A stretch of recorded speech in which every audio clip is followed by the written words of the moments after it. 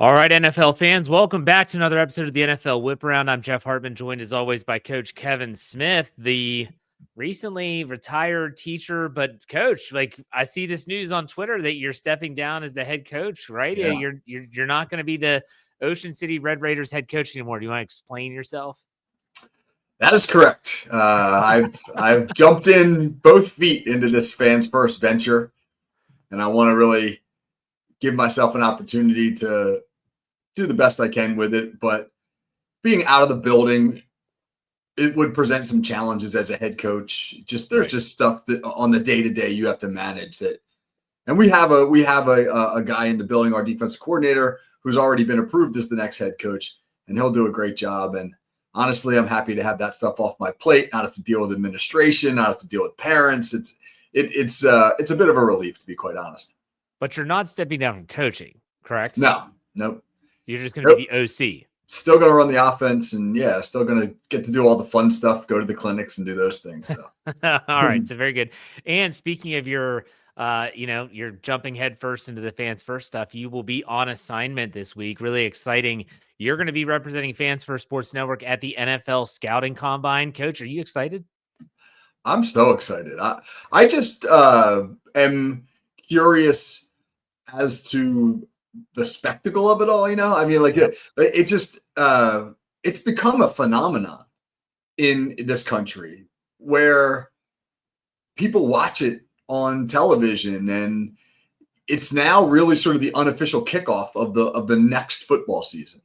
Yeah. And it'll be very interesting just to see what's the vibe like and how does it all work, and obviously a chance to talk to the players and maybe some personnel people is pretty cool. But I'm just excited really to have an opportunity to partake in something that I think is unique really on the American sports landscape. Well, let's start off with a topic that we want to discuss anyways. I'm going to have it first, and that is, the on-field workouts are going to start on Thursday. How much stock do you put into these workouts? I'm curious from a coaching perspective, and then I'll give a fan perspective. But from a coach, how much stock do you put into these combine workouts? I think for certain position groups, it's fairly telling. But for a lot of guys, it's an opportunity simply to validate what you've seen on film. I think if you're drafting a guy because of his combine workout, like if that's the primary reason, that's a mistake. Yeah. But if you've seen a guy on film and you're like, hey, we like this guy, but I wonder if he's as athletic as we need him to be in our system, the combine's a really good chance for you to get a further evaluation.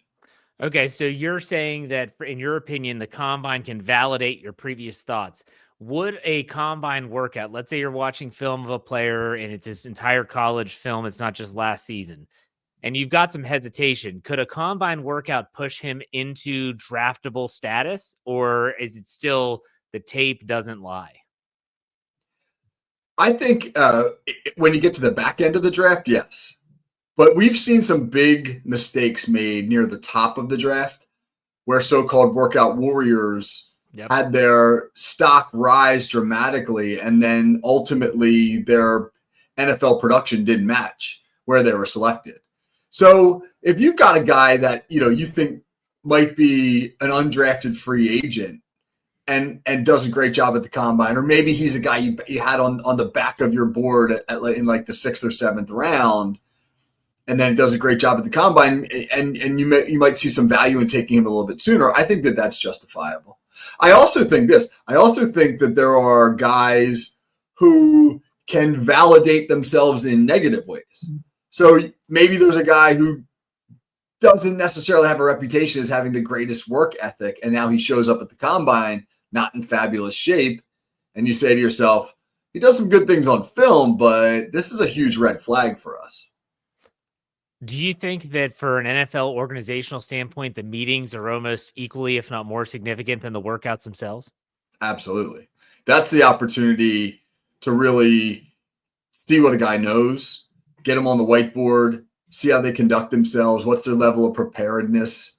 I think interpersonal things matter a lot. Maybe this is just me speaking personally, but the way you shake a guy's hand and look a guy in the eye and communicate with them, I think speaks volumes about your character and, in essence, how you're going to conduct yourself professionally.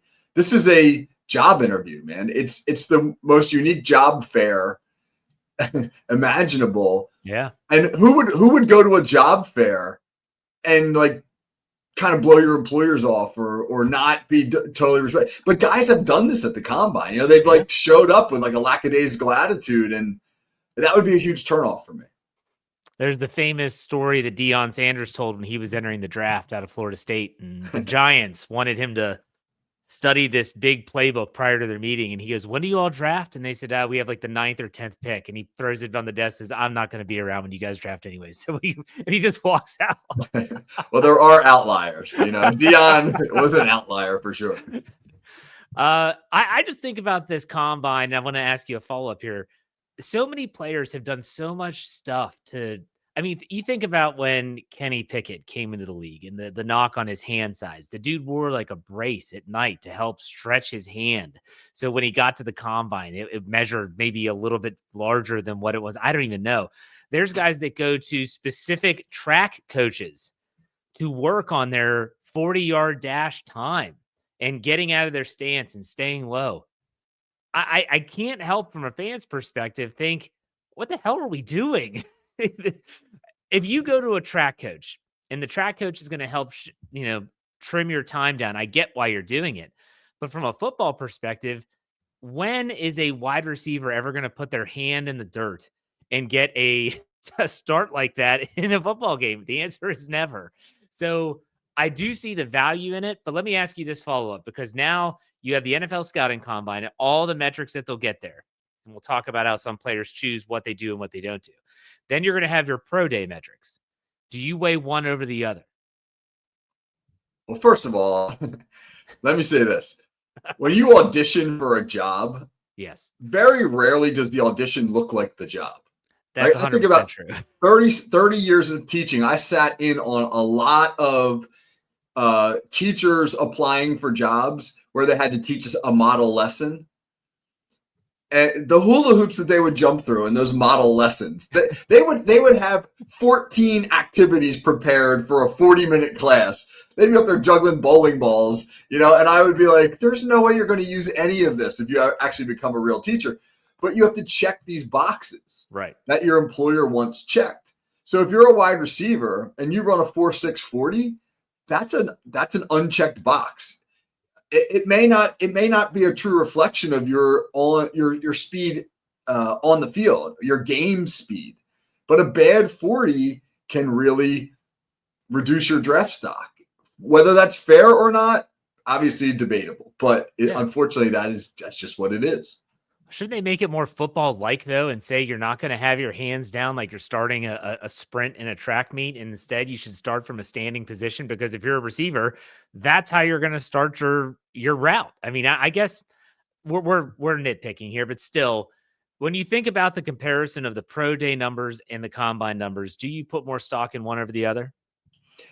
Increasingly, guys are preparing more for their pro day. Yeah, because it's more just about them, and they get to showcase more of their individual skills. They get to do it in a more comfortable environment. They get to, if you're a quarterback, get to use your receivers, or if you're a receiver, your quarterback is throwing to you. So I think that's a better opportunity to gauge what you see on the field. I think the combine's a great opportunity though to see how they measure up against other guys within their own position group. So if you have questions about a guy's size, for example, and then you see him in this group of everybody else, that might be something that provides you some valuable information.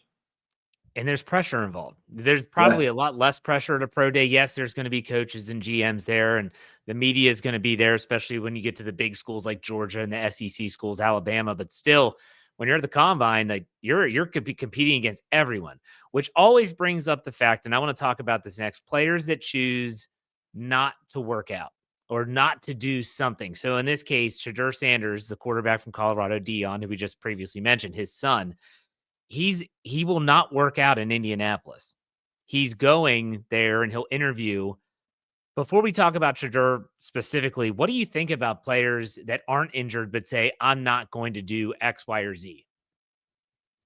I think one of two things. Either one, they feel very comfortable about where they are right now in this process.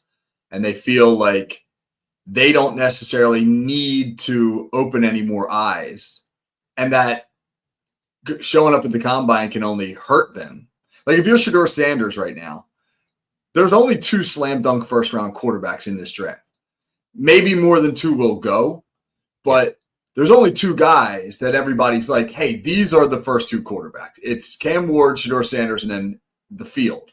Right. So if you're Shador Sanders, maybe a great combine showing could elevate you above Cam Ward, but more likely you could lower your draft stock. So I think that that's the argument for him or for prospects in general, is essentially to say, I want to be able to control my environment as much as possible because I like where I am in this process. So as a coach, is that a red flag for you though? If an athlete were to say, yeah, I'm going to go and I'll meet with you guys and we'll talk and all this stuff, but I'm not doing jack squat. I'm not benching. I'm not running. I'm not throwing. Is that a red flag to you? I wouldn't say it's a red flag, but I would prefer that athlete to work out simply for the competition sake.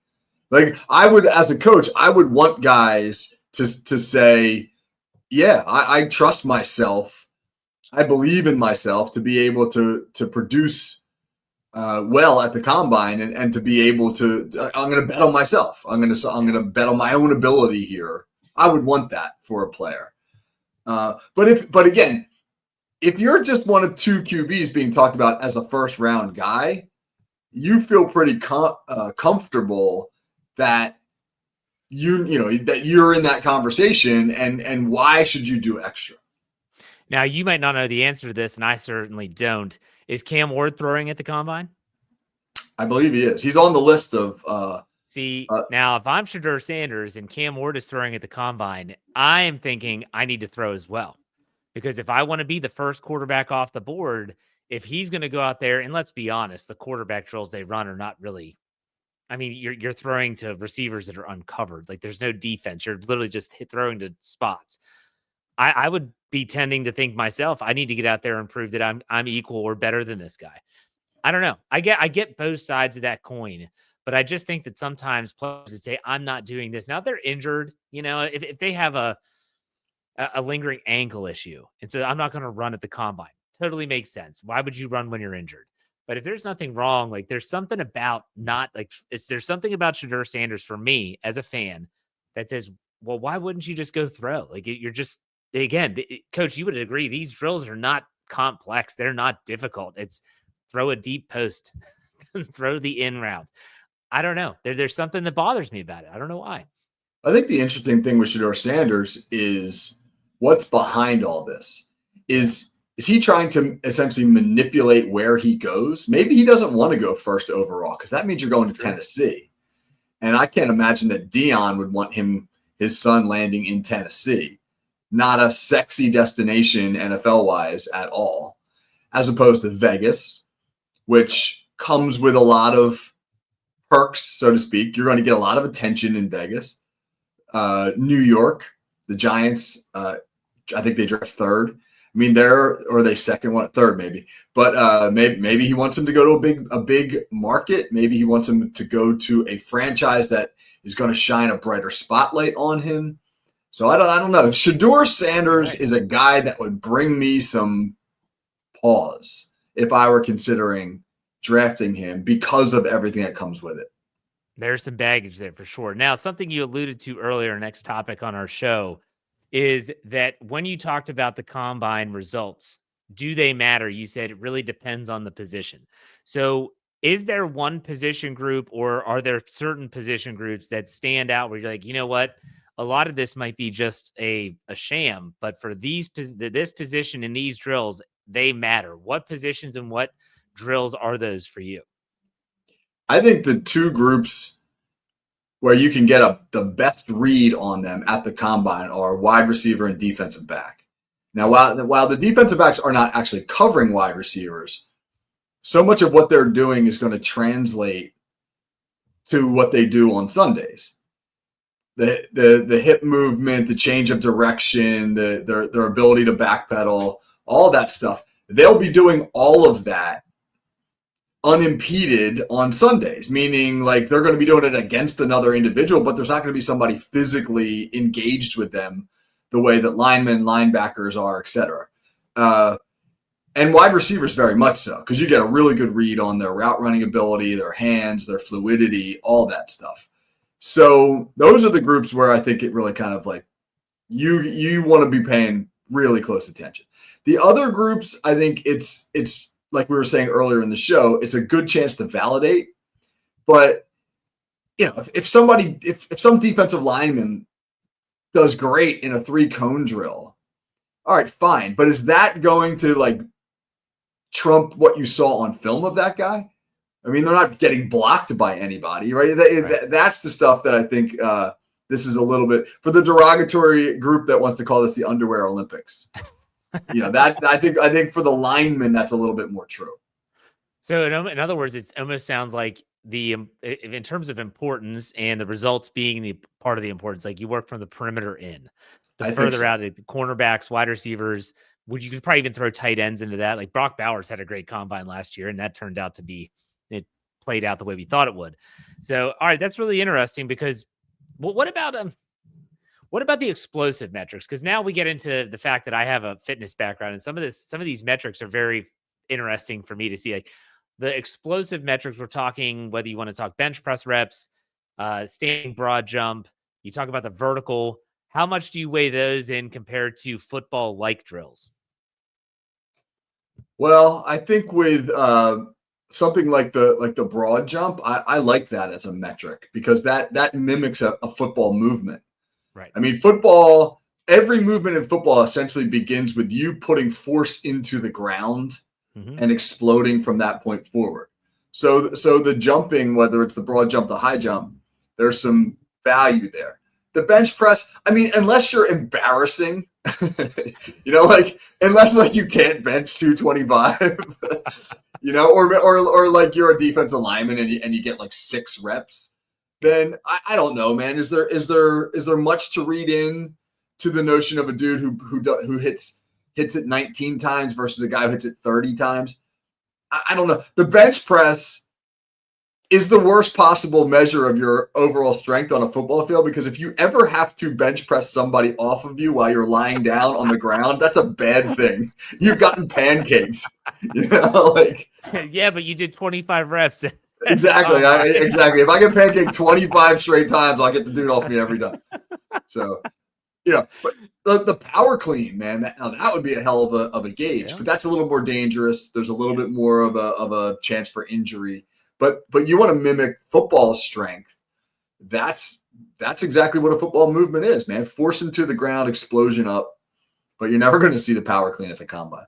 No, you're not. Now, what about other measurables? I brought up hand size earlier. Steeler fans laugh about it still to this day with Kenny Pickett. But whether it's the height of a player, like if you're looking at a wide receiver, even quarterbacks, heck, there are some quarterbacks that are just over 6 feet tall. And there's people that still this day say that's not tall enough. You can't see over your lineman. You can't see the middle of the field. Receivers that are shy of 6 feet or, just over, that's a red flag for some coaches. Where do you stand in your own personal opinion on some of these measurables as it pertains to wingspan? I'm talking about like, we're literally just measuring the human body. Yeah. I do think that it is a nice supplemental measure, but certainly shouldn't be the primary one. Yeah. Aaron Donald had short arms. Well, he's going to the Hall of Fame. Drew Brees had small hands and was, barely 6 feet tall. Well, he's going to the Hall of Fame. So, but if you have questions about a guy's film and he's got short arms, then that could be an issue. I think some of those measurables are also a little bit more geared towards position, like your left tackle. You want your left tackle to have a certain amount of length because the nature of the position demands it. I don't know about hand size, man. To me, that one, what goes on up here, what goes on mentally for a quarterback is so much more important than your hand size. So, Jamarcus Russell had massive hands. How'd that work out? But, so it's like, I think that again, man, you can use these things, but you have to use some common sense too about the value to which you assign them. Yeah. Because we brought it up earlier. There's people that have been physical specimens in every sense of the word. They've got the look, they've got the build, they've got the measurables. They work out like a fiend, and they are workout warriors. And then they get drafted, and they absolutely suck. So we got to take some of this with a grain of salt. But let's shift gears from the players, and let's also remember that we will be hearing publicly from some, not all coaches, and all general managers at the NFL Scouting Combine. It starts Tuesday today. Do you expect any significant news to emerge from these press conferences, Coach? I can't imagine what it's like being a general manager this week, because, like, if you're, I don't know who's the Rams GM. I don't know who it is off the top of my head. But, oh crap, I forget it. Yeah, it'll come to me. But if you're the Rams GM, how many questions are you going to answer about Matthew Stafford's trade availability or Cooper Kupp, etc.? But that's the nature of the job, man, and you let it out there too. So you're gonna have to stand up and take what's coming. But I can't imagine that we're going to hear anything of major significance. Like there'll be a million rumors, and I'm excited to hear that. I want to hear. You know what I'm excited for? I know there's going to be dozens of guys running around frantically, man, like mice, trying to get to every podium imaginable and tweeting out every little bit of information that they hear.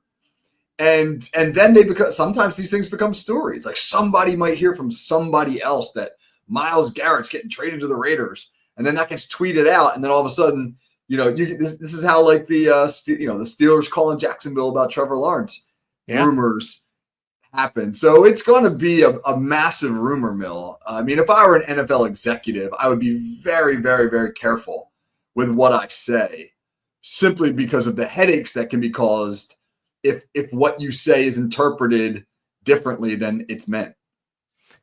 We're not going to hear jack squat from these general managers. We will hear rumors. We will hear rumors, like you mentioned, spot on. We will get rumors. But in terms of these GMs, like Omar Khan's going to be asked a million questions about the quarterback position in general. They have no quarterback under contract. And he's going to give you the stock answers. Well, we're not going to leave a stone unturned, and we're going to do our diligence, and we're going to talk to this guy, blah, blah, blah. That's all you're going to hear is just that. And I don't blame them. I'm not expecting to hear anything. But I will say, speaking of the Steelers, that Mike Tomlin is now, I believe, the only head coach that does not speak at the combine. Never has. When Bill Belichick used to be the head coach of the Patriots, he too didn't speak. I am still shocked to this day that the NFL, in all their regulations and requirements, that they don't say, Mike, I know you don't want to, but you have to. You got to get up there and talk. He doesn't talk. You're not going to see Mike Tomlin in that setting, Coach. Are you surprised, too, that they haven't told him he has to talk? I am, because you're right. The NFL is very heavily regulated. Remember Marshawn Lynch's favorite line? I'm just up here so I won't get fined, or whatever he was saying over and over again. I'm here so I don't get fined. Exactly. That's exactly right. So what did Sean McDermott do? Sean McDermott is the only coach or GM that speaks on Monday. So that was yesterday as this is airing. So he's it. He's the only, maybe he can't stay for the whole duration or whatever, but he's it on Monday by himself. Stuff does happen. Last year, Omar Khan had a death in the family, and he wasn't able to speak on his scheduled time. They had to do some little media scrum in some back hallway. It just looked really awkward when you saw these cameras that are trying to ask him questions. But that's neither here nor there. We're not expecting much news on that front. But let's talk about the last topic here. The NFL has announced, not officially the number for the 2025 salary cap, but a range, and that it could jump upwards of $22 million next season to a figure about $280 million per team. What are some of the conclusions that you can draw from this? Well, two big things. One, the NFL is alive and well. The NFL continues to kill it. Because the amount of revenue that they're making just continues to go up and up. Now you've got this unbelievably competitive television war that involves streaming companies, and the more bidders, the more dollars. So that's going to benefit the league. The other takeaway is that the increase in the cap is going to help some teams that need the help. The Cincinnati Bengals come to mind. You've got this massive contract that's been paid to Joe Burrow, but now you have to deal with T. Higgins, who's been franchise tagged. Are you going to try to sign him, trade him, whatever? You got to extend Jamar Chase. When you do that, he will immediately become the highest paid non-quarterback in league history. And you got to make a decision on Trey Hendrickson. They've got 3 marquee players, all of whom are going to demand top dollar. I don't know if they can sign all 3, but obviously this increase in the cap will help them in that scenario. I want to talk a little bit about the number and why it's increased so much. I want to read something from Twitter. This is Brett Coleman, who is from Underdog Sports. He writes this: the salary cap is going to explode again, and it's all because of this change in how Nielsen measures ratings. Starting this year, they are leaning into using data directly from smart TV manufacturers to measure viewing habits in addition to the traditional at-home panel method. This means the NFL ratings, and particularly from Sunday Ticket on YouTube, are going to be more accurately measured, and that number is going to be way bigger than you think because of just how many Gen Z and millennials consume football and streaming services. More accurate ratings means the league's next broadcast rights negotiations in 2028, 2029 is going to be way more expensive, which ultimately means massive jumps in the cap.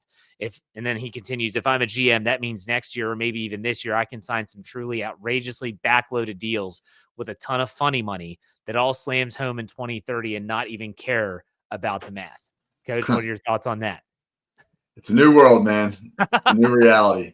It's new all across the board because you go down to college, right? And University of North Carolina has hired a general manager to manage the NIL money and to manage the transfer portal. Like that's what Mike Lombardi's job is going to be for Bill Belichick at UNC. You get up to the NFL, and now you're going to have, or you're going to need, I should say, absolute experts in this field. I mean, you're going to be hiring dudes who are like out of Stanford and schools like that just to manage the money because it's going to be so essential to assembling your team. And absolutely. So Omar Khan did that for the Steelers since like 2001, and then he gets promoted to the general manager. So he was always the guy that was able to manipulate the money, look at the trends and all that stuff. I was shocked that I'm glad that the NFL is finally updating their metrics in terms of how many people are actually watching, because it isn't your traditional method of I'm watching this on my Comcast or DirecTV. This is different. Like things are changing. They seem to be adjusting. And like you said, the NFL is alive and well. And a lot of these teams, like you mentioned, I agree with the Cincinnati Bengals who are trying to keep T. Higgins and Jamar Chase and all these players. They're going to need it. They're going to need this space. So it'll be, I think that in terms of free agent dollars, the GMs that can really play that game the best are going to see some really quick returns. You agree or disagree? Absolutely. It is essential now that you find a group of people who can manage your money so that you can assemble your roster. It's not so simple as let's go find the 53 best players. That is an antiquated philosophy, and if you don't keep up, you'll get left behind. Absolutely.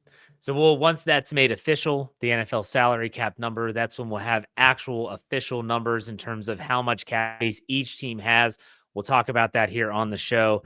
But let's finish with the player profile. You want to talk about Zach Martin, longtime offensive lineman. He's calling it a career. Coach, I'll let you go. Good.